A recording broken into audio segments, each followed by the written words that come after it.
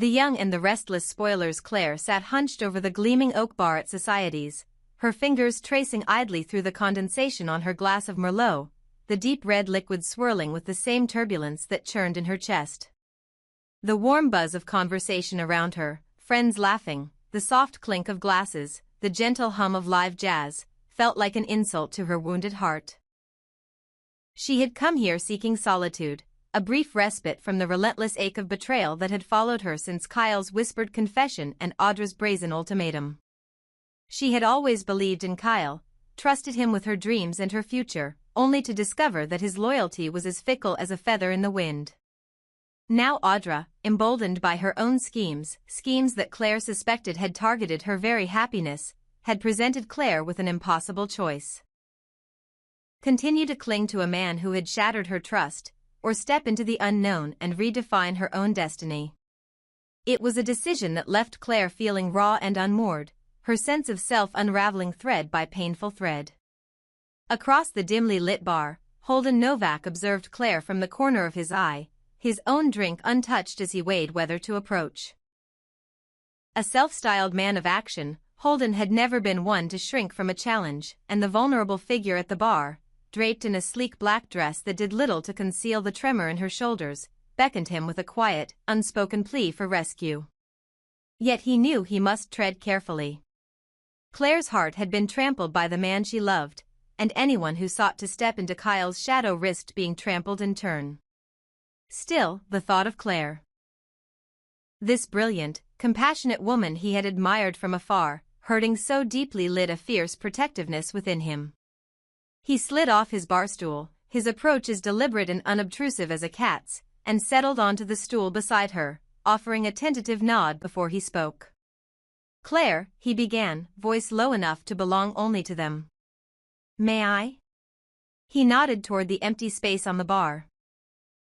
Claire lifted her eyes, those luminous green eyes rimmed with unshed tears, and managed a ghost of a smile. "Please," she whispered, her voice thick with emotion. Holden signaled for 2 waters, placing one in front of her, untouched and cold. "You look like you could use something lighter," he offered gently. Claire wrapped both hands around the glass, drawing strength from its crisp chill. "Thank you," she said, her voice cracking on the word. I just need someone to talk to." Holden nodded, squeezing her shoulder in a gesture both respectful and reassuring. "Then talk," he said simply. "I'm listening." And talk she did. Words spilled from Claire's lips in a torrent of heartbreak and disillusionment, each confession a small death. How Kyle had stood her up for late-night calls with Audra, how he had smiled at Claire's face while his mind was never fully present, how he had traded vulnerability for secrecy, leaving Claire alone in a world that suddenly felt hostile and empty. She spoke of Audra's bold ultimatum, how it had forced Claire to question everything she believed about love and loyalty, and how the shadow of that ultimatum had chased Claire from her own dreams into this lonely corner of the bar. As she spoke, tears trickled down her cheeks, pooling in the hollows beneath her eyes, her pain raw and unvarnished. Everyone else in the room might have seen only another story in the endless parade of soap opera heartbreak, but for Holden, hearing Claire's unfiltered anguish was like witnessing the sun's core blazing at close range, beautiful, devastating, and impossible to ignore.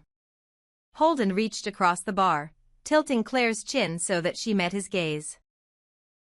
"You didn't deserve any of that," he said, his tone quiet but resolute. "No one does." Claire blinked, as though startled by the directness of his compassion. I thought I did," she admitted, her voice trembling. "I thought if I loved him enough, if I forgave him enough times, I could fix us." Holden's expression softened. "Love doesn't demand self-sacrifice to the point of ruin," he said gently. "Trust is earned, not owed. And forgiveness shouldn't feel like bleeding while nobody sees." His words hung in the air, powerful in their simplicity. Claire felt a flicker of something she hadn't known she'd been starving for, recognition of her worth, an acknowledgement that she deserved better than the crumbs her faith in Kyle had left her. As the evening wore on, the bar emptied until only a handful of patrons remained, the air mellow and hushed. Holden suggested a change of scenery. His voice offered a gentle promise of safety. "You don't have to go back there yet," he said, indicating the seat where the night's shadows still lingered. "Come to my place.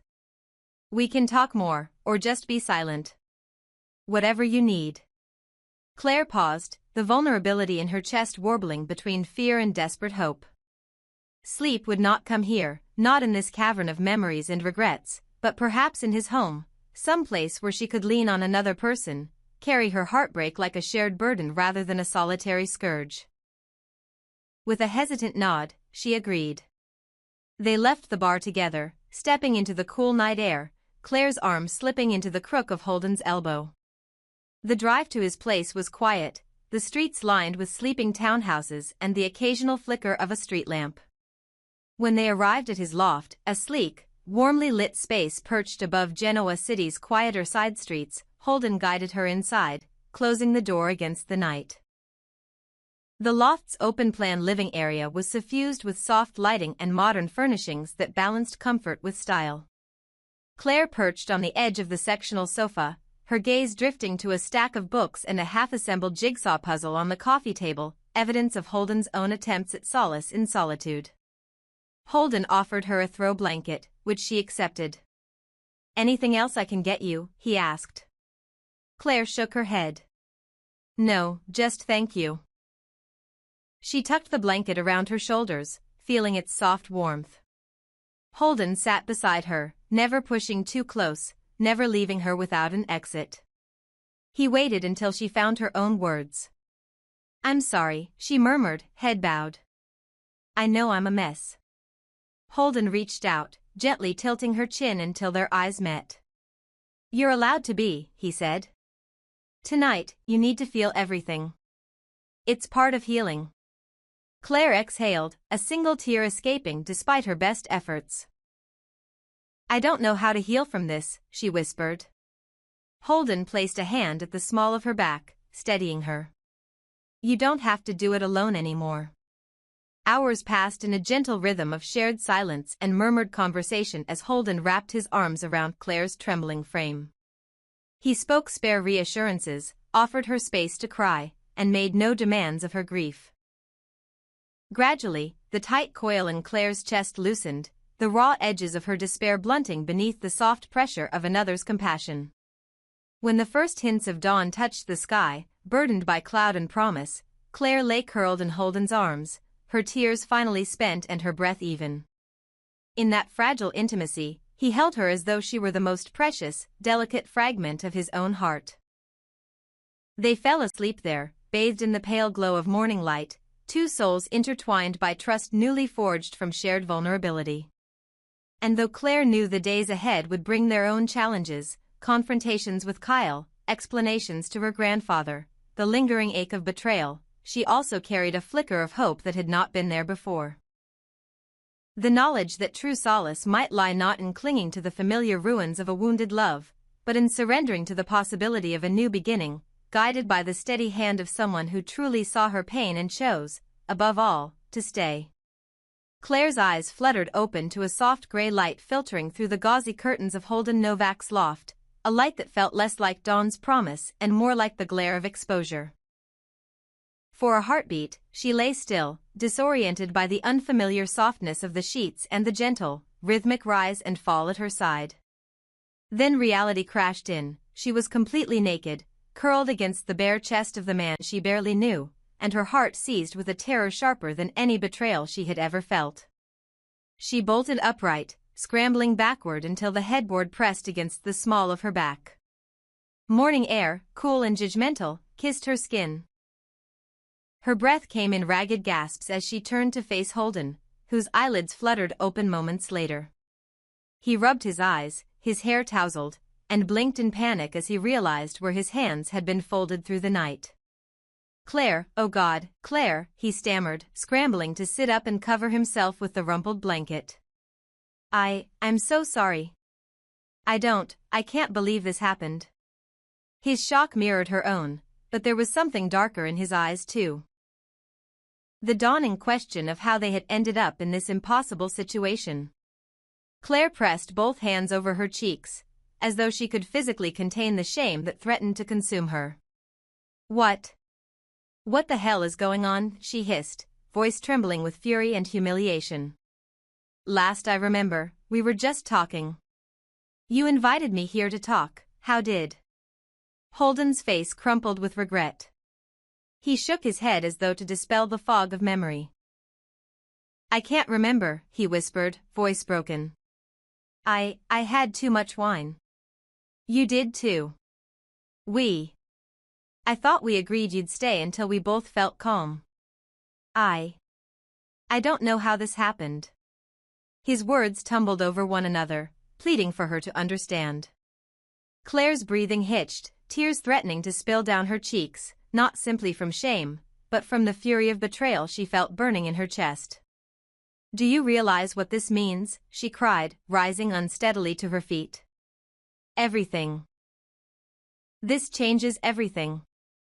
Her voice cracked, echoing off the loft's high ceilings. Holden rose too, wrapping the blanket around his waist as he reached out to her. "Claire, please," she stepped back, putting distance between them. "Don't please me," she spat. "You took advantage of me." Her voice shook with bitter anguish. "I trusted you to listen to me, to help me through Kyle's betrayal, and this is how you help me?" Holden's eyes filled with tears. "I swear, Claire, I didn't. It was never my intention. I never meant to hurt you." He ran a hand through his hair, as though he could smooth away the entire night's catastrophe. "I'll never say a word to anyone. I promise you, I'll keep this secret, no matter what."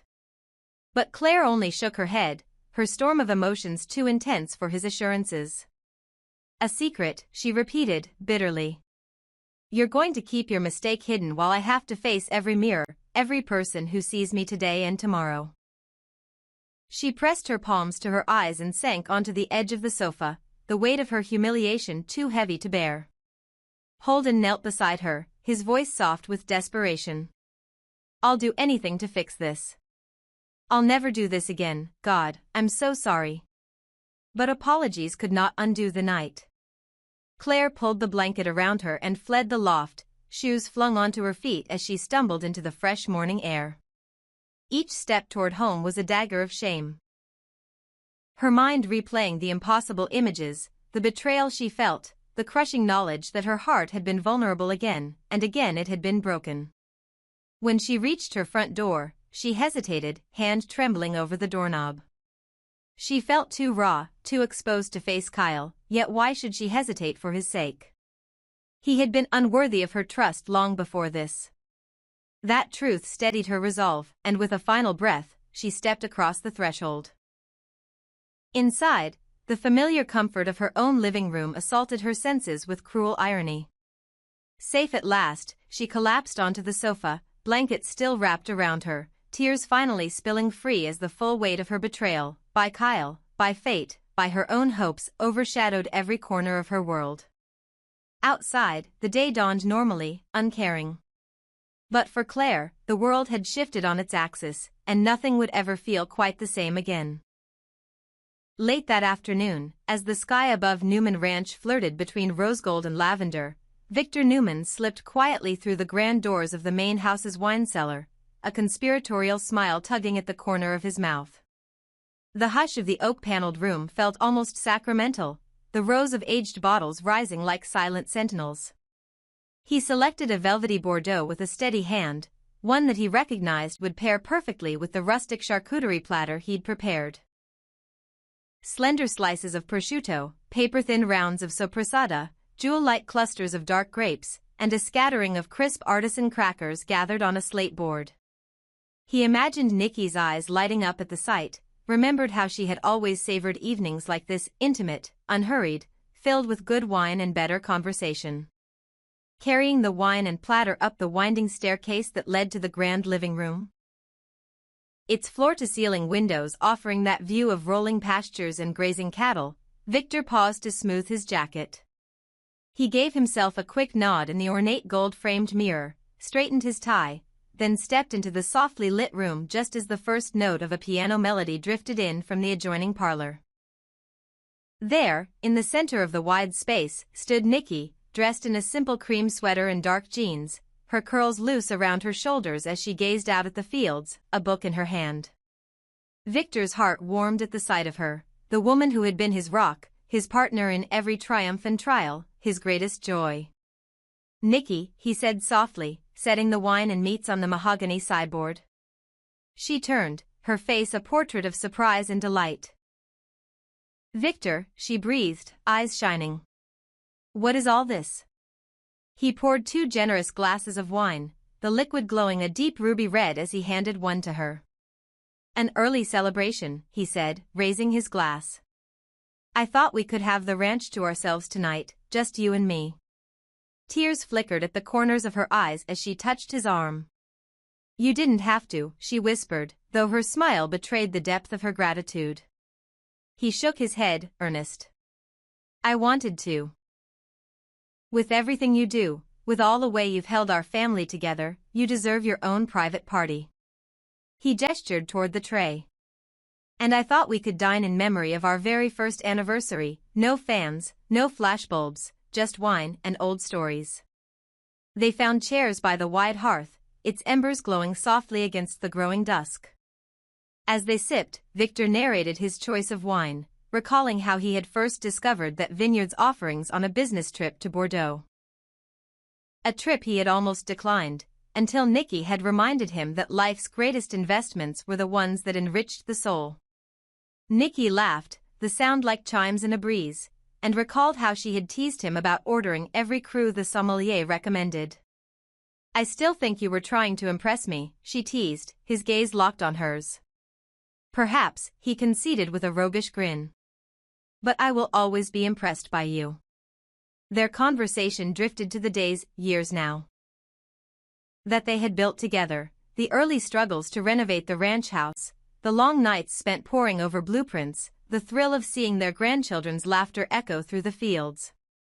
With each reminiscence, a tender chord struck between them, weaving past and present into an unbreakable tapestry of shared history.